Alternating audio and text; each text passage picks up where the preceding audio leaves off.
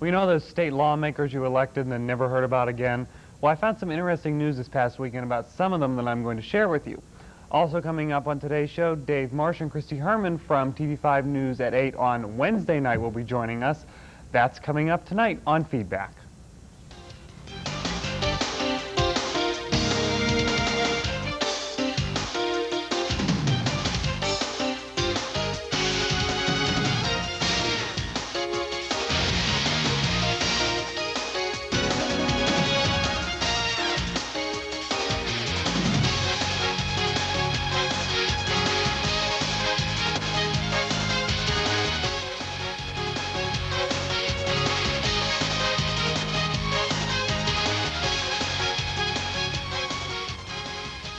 Welcome to this Wednesday night edition of Feedback. I'm Mark Despotakis, and we should note that tonight you're seeing us at 7:30, the normal time you will be able to see us throughout the year. We were on earlier last night due to there was a game being played, but this is our normal time, 7:30. Coming up after us is TV5 News at 8 p.m.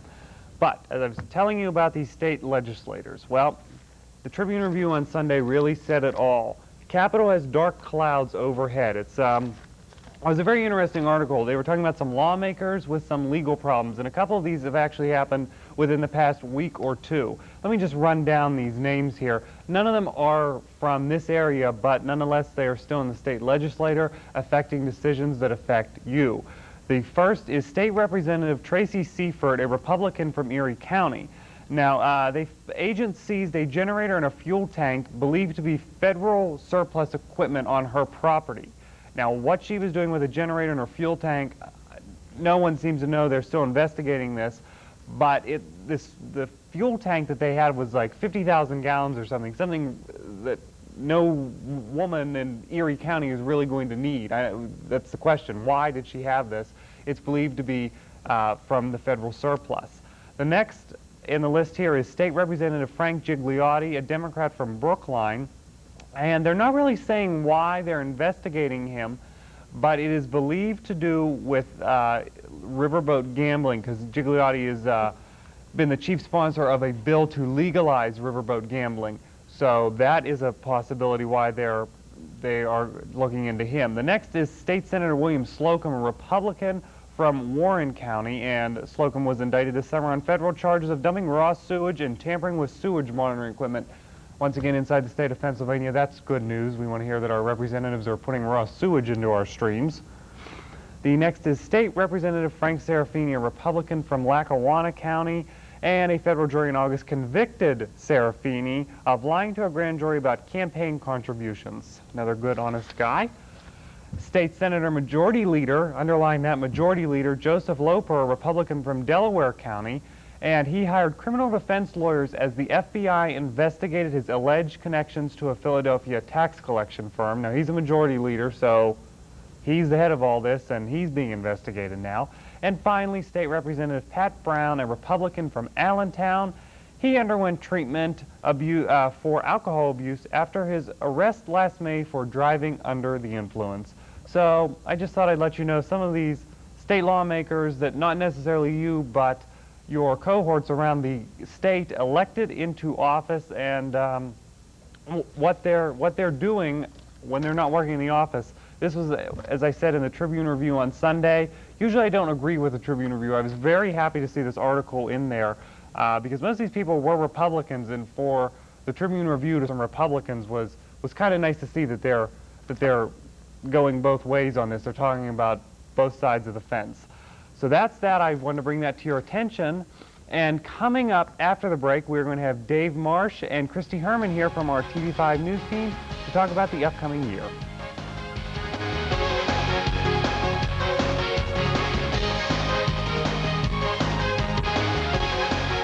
I think I'm going to have to mention that. Immediate openings available for the most important jobs in America, helping the organizations that help children. Whatever you can do, in whatever time you have, you can make a difference. To learn how you can help in your community, reach us at this web address and number.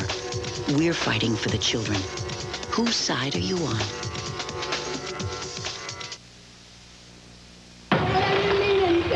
You're getting so angry. That's enough! Enough! I'm gonna give you something to scream about. Get over here! Get up! I can't. I'm talking to you. Get up! I can't. Stop crying! You're asking for it again! For information about how you can help stop domestic violence, call us.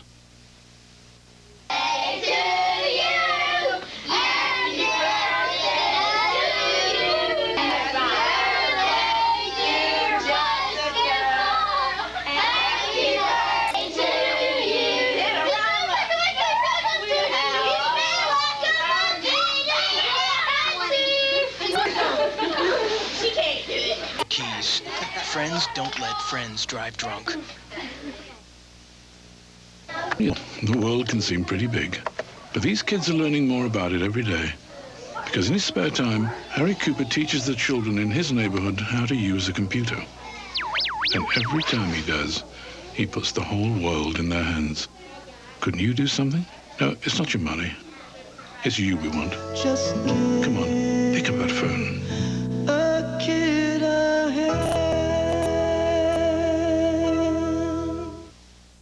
And we are back. Joining us now, Dave Marsh and Kristi Herman. We pulled you guys away from working at your computers. Like, I had to go upstairs and physically pull you away. Because tonight you are on the news tonight, doing the 8 p.m. news here on TV5. So, let's just start talking about you guys. Why are you at TV5? Why are you at Clarion? Let's start with you, Dave.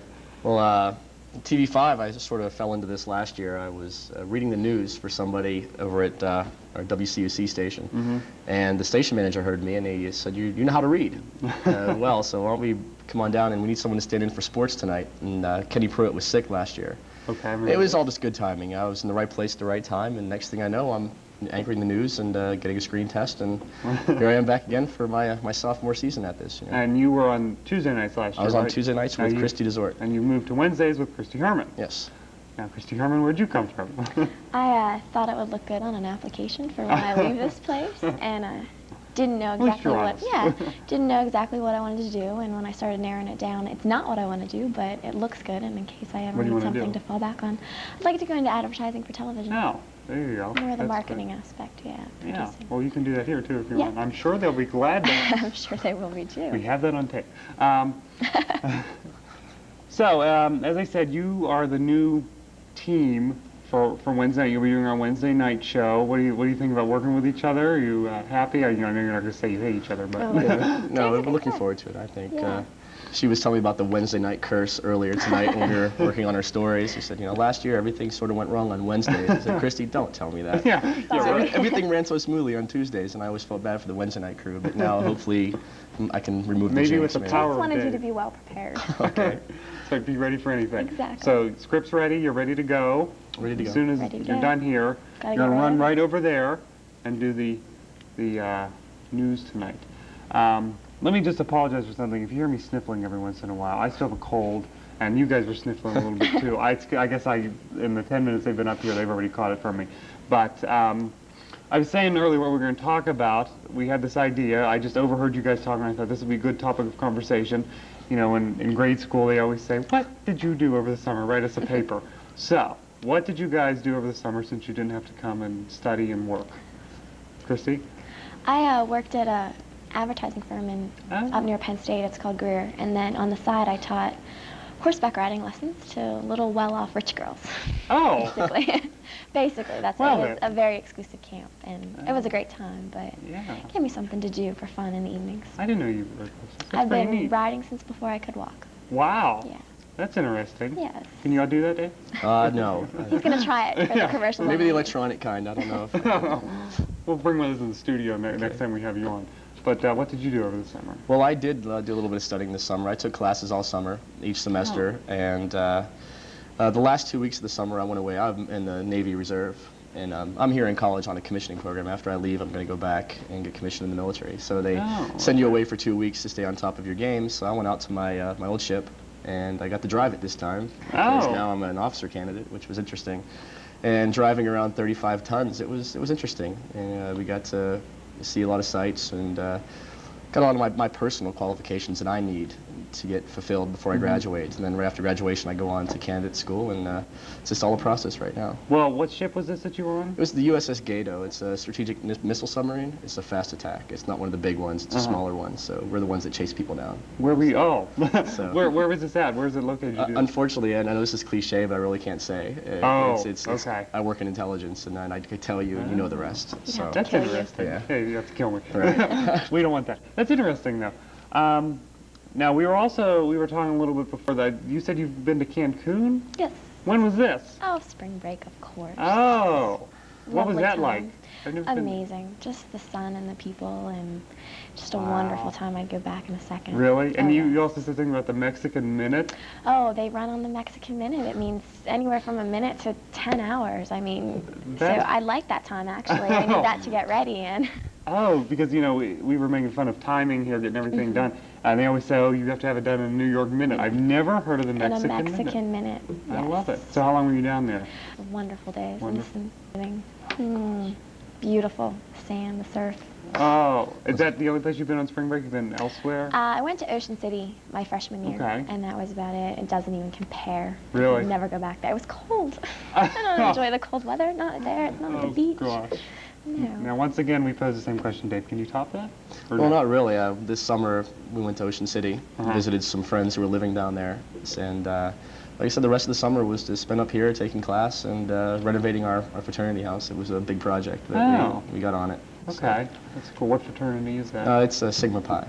Okay. We're the house way outside of campus. That so- everyone passes as you go home to Pittsburgh. Right. That's the one that you pass with the pink letter. I mean, no, not pink. Pink. I'm sorry. It's a, Purple. It's a P purple. word. Yeah, it's the purple letters. They're hard to miss. It's a good Right. landmark. We were in the Clarion call last year. He said, "Where in Clarion?" I And remember it kind of that. narrowed it down with the letters on the Right. house. That's true. So now you guys, you're the news team here, but are you guys going to be graduating? Is this your last year here? Yes. Yes. In May, you're both graduating. May. Oh, so we're gonna have to replace totally the Wednesday night team. I don't know what we're Gotta gonna get new do. candidates. That's right. I know. So you're gonna be training people, maybe? Maybe. That's okay. Probably. We want you to be Imagine. training Get some them. new people in there. All right. Well, what we're going to do then is we're going to take a break. We're going to come back. I pulled some stories out of the newspaper that I'm going to get their opinions on. Some interesting stories. There's some general topics, but nonetheless they're pretty interesting. We're going to talk to them about that when we come back. Every week for the past 4 years, Stephanie has read stories to a room full of Savannah, Georgia preschoolers. Every week, the look on the children's faces is priceless.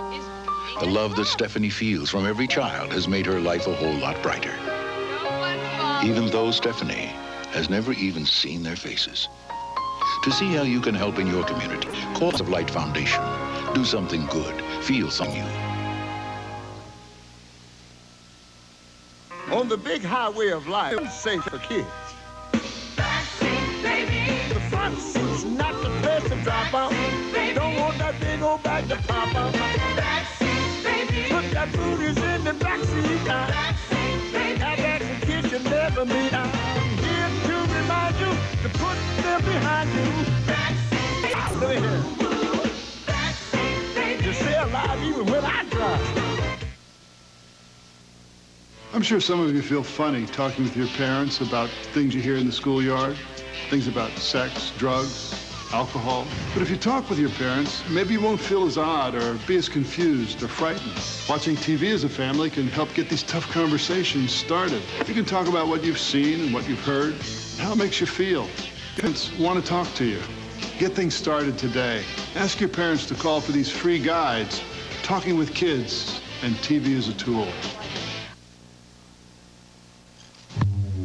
His father left home today. I'll be there. Forever. Wait and see. He'll be twice as likely to drop out of high school. 30% more likely to attempt suicide. 'Cause I love you. Even if you don't live with your kids, your emotional and financial support gives them a better chance. The best friend you ever had.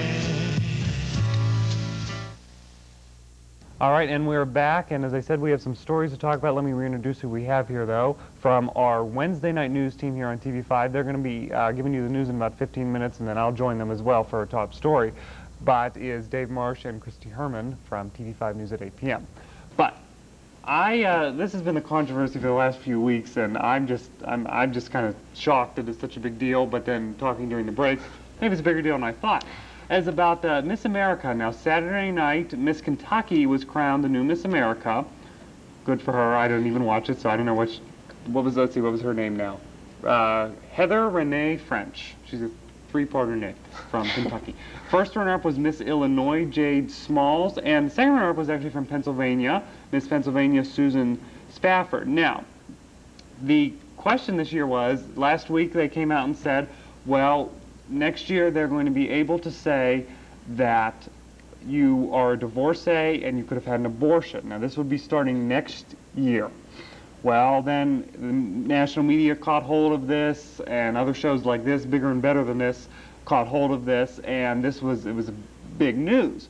Well, then they went back to the state pageants, associations, and they said, no, we're not going to do this, we're going to hold off and think of this again. And in fact, on Saturday night, Marie Osmond, when giving the scholarship money to the new Miss America, was quoted as saying she's going to share it with her ex-husband. So they caught wind of this, obviously. But what do you think about this? That they might drop the 50-year-old ban on divorce and abortion? I want a male and female perspective here. Well, I'll put my cards right on the table. I think that the fact that there's any gray matter involved in these pageants, to me, it seems silly. I never realized there was such tight controls on a beauty pageant. I mean, just think of the way it's stated. It's a beauty pageant. I mean, they're not trying to mask what it is. Then they're parading beauty on the stage. Right. And just the fact that there were these stipulations, whether or not you couldn't have had an abortion, or you can't be a divorcee. I don't see, it's like really that incongruity there of the rules and exactly what they're trying to show off and what they're, Well, they're saying it's a role model, but that's the goal. Well, Barbie was a role model also, so. That's a good point. What do you think? I also agree. I'm not a big fan of beauty pageants to begin with. I think they demote a lot of women's characteristics. And, I mean, granted, it's the women's choice to be in there, but to have stipulations on it, such as restrictions on whether you're divorced or you have an abortion, I don't understand where they get their regulations from. And if you want to be even a stricter, not a role model, more of a reflection, I think that, yeah, sure. I mean, how many women in the country have been divorced, or how many men have been divorced? That's equal amount. So, I mean, I think it's an attempt. You could look at it that way. You could try to spin it positively, saying, well, they're trying to show that Miss America isn't perfect, and they're not trying to make her out that way, that she could have made that choice, the pro-life or pro-choice decision, that she's not, void of any real decision making. And so that's the only positive thing I can see out of that. But like I said, I don't really see why they need such tight controls on something as a beauty pageant. Now, Chris, you don't have to answer this if you don't want to, but like when you were a little girl, was like, oh, Miss America is this great thing, like I want to be Miss America? When I was little, I was in beauty pageants. Oh. I did the whole little pigtails and went out in a cute little dress and makeup, and when I was about 7, my mom was like, that's it. It's the stuff that goes on behind the scenes, and it's not fair to young girls growing up with it. And so Miss America was never something that I liked. The only thing I watched it for was the dancing. And that's probably like 3/4 of the show now. Yeah, that's what right. Yeah. Well, you were saying that, so you were in beauty pageants. Well, what did you think about it when you were in them? Or were you just too young to really When I was little, I thought it was fun just to get all dressed up and dolled up in the makeup and have a good time and play. And then as I got a little older and started to realize all of little kids backstabbing when you're 7 years old and trying to get out there just for first place, and it's not worth it. I mean, little kids on diets, and I mean, that didn't need to be, and all of the hype that goes into it before you get up there is ridiculous. So. Exactly. I mean, isn't there enough pressure right now for people, who want to be popular and to look good, and the people dieting at the age of 7? I mean, it's a little bit extreme, scary. I think. And right. Just to add to that, now where there's an actual prize on the line. The prize isn't popularity. It's a tiara or a little banner saying, Teen Miss, Umpty Squat County of Pennsylvania. Who knows? I mean, it's a little too excessive, I think. Well, I think a lot of that came to light with the whole Jean Denet thing, which. You're still constantly hearing something about that, but I know I read a book by Dr. Cyril Wecht from Allegheny County about that, and it was just the things that were revealed and what went into these beauty pageants. And I've even seen sitcoms sort of make light of it, but nonetheless, it's like this really goes on with girls that are 7 years old. Now, see, from an insider, And I saw a trailer over the summer for a movie. I don't know if anybody's seen it yet. It was called Drop Dead Gorgeous. I did see and the it was trailer. all about beauty pageants, and it looked horrible. And just the way they were parodying, and it was a satire. Right. But still, I mean, where did this parody come from? I mean, I'm sure most of this actually does happen, but right. some of it's Hollywood, of course. But I mean, they're even making movies about this, and this is Hollywood who glorifies things like this. So who knows what they're trying to say, what the mixed message there about it. It's why is it that we see Miss America? Why don't we see Mr. America? I mean, is that something that maybe stems back to when this all started 50-some years ago? That it was just that women were just this, that's what they were. They were a showpiece, and a man was supposed to look at me. Is that what you're thinking? Is well, they've tried to say that Miss America pageant isn't about beauty anymore, that it's about talent and brains, but the questions that they ask are absurd. I mean, I can plan my future for America too, and it doesn't have to sound that great. And I mean, the talent portions aren't, I mean, they cut out 3/4 of the stuff that goes into it now, and basically it's not even a contest. It's up there, you're dancing around in a little dress, and then you dance around in a bikini, and where's the brains coming? Yeah. Where are the brains coming into this contest anymore? And you were even saying about a Mr. America pageant. Well, if you think about the way, like, there's a Mr. Universe, you know, the bodybuilders, I think that's even worse than most of these beauty pageants, because at least the beauty pageants try to incorporate some type of talent and question and answer period. If you watch Mr. Universe, what do? They're out there in Speedos, oiled down, posing. I mean, that's the majority of it. So I think you can make a good case for that also. I mean, who's watching that? I mean, I can't imagine a bunch of guys sitting around watching a bodybuilding contest. I don't know what the actual audience is, except for bodybuilders. I mean, that's something that they can get tips, and maybe that's who's watching it. I'm not sure, but the way they parade that also on front of the screen, I mean, there's nothing else but physical fitness. Well, I think Miss America, I don't have the facts and figures, but I do believe that it gets a wide-ranging audience, males and females, and I'm just sort of wondering, maybe going back to the role model thing I asked you before, if Miss America maybe is a role model, and is that a scary thing, and maybe do the Miss America people realize, yes, she is a role model, and that's why we need to say no to abortion and no to divorces, but in the same vein, isn't that sort of what our culture's turning to, accepting that more? Well, I think in some ways they're trying to say, okay, if you are Miss America, they promote the fact that they're getting college money, and yeah, they're promoting education, and they're promoting the other aspects that go along with it, but it doesn't help as a role model for young children. All it really promotes to them is that beauty is what everybody looks at. They're not looking at anything else, and to me that's just demoting. Right.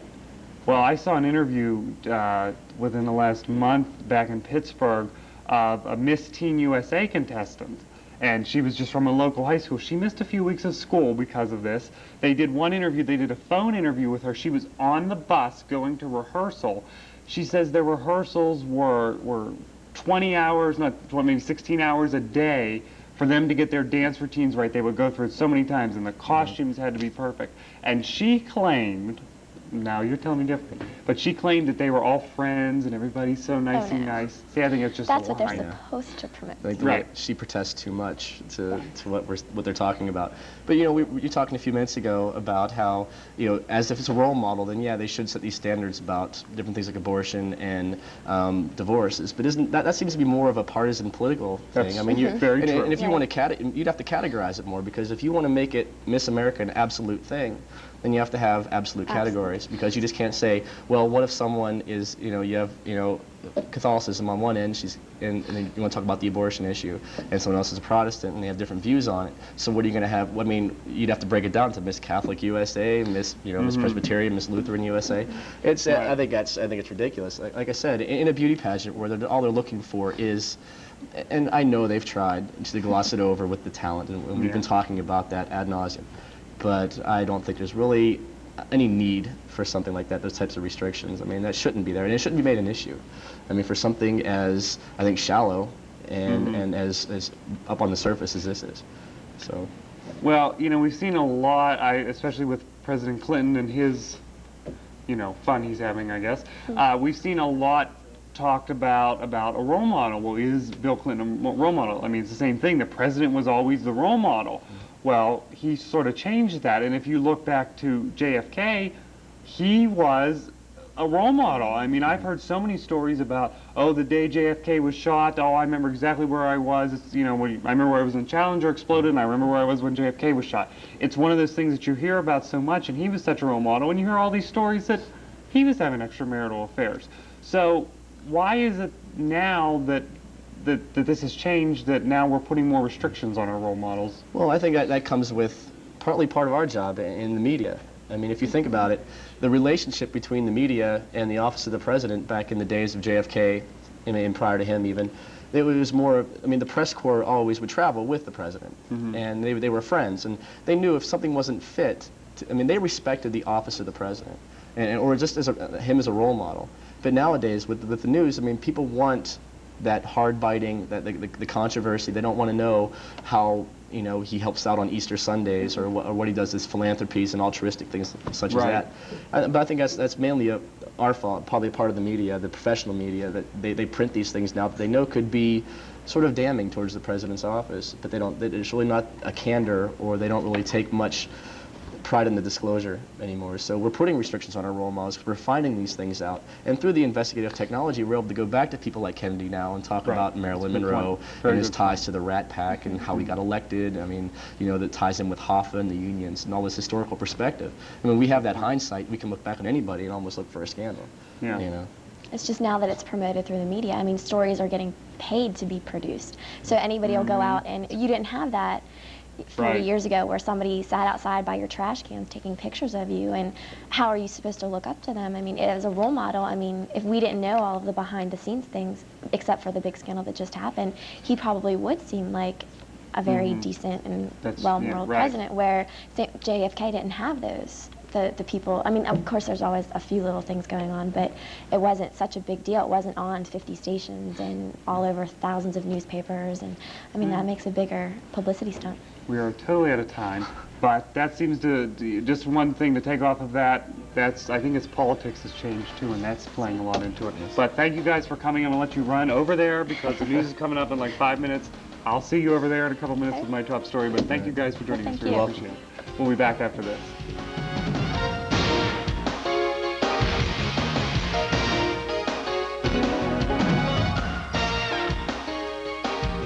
Less crime is no accident. Programs like mentoring, job training, counseling, along with after-school activities are keeping away from kids. Look around. They're often in trouble. It takes you and programs that work. Call 1-800-WE-PREVENT and we'll send you a free booklet. Call now and help take a bite out of crime. Where have all the children gone? Long time passing. Where have all the children gone? Long time ago. Where have all the children gone? Gone to graveyards one by one.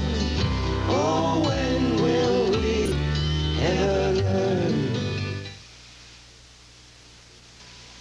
Here's my nephew Scruff. Bobo, where's your video game? In here. Well, look at this. Uh-oh. It's my dad's. I want to hold it. What'll I do? If you get my new comic activity book, More Adventures with Scruff, you'll find out what you can do about bullies and see lots of games. Cool. McGruff, Chicago, Illinois, 60652. It helped take a bite out of crime. I want it. I want it.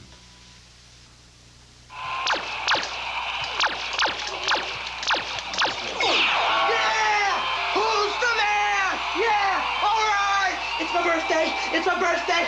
Oh, it's so pretty. Ho, ho, I told you. Don't be bringing that weak stuff in here. Yeah.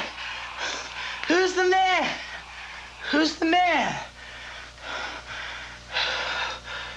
Exercised lately?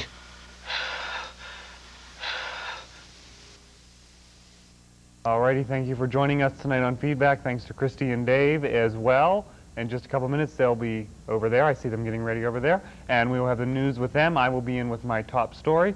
Coming up next week on this show, we don't have it totally booked yet, but we will be talking about the new fall TV season. We're going to be talking about some of the new programs you can see on the networks. That is coming up next week. Thanks for joining us. We'll see you next week.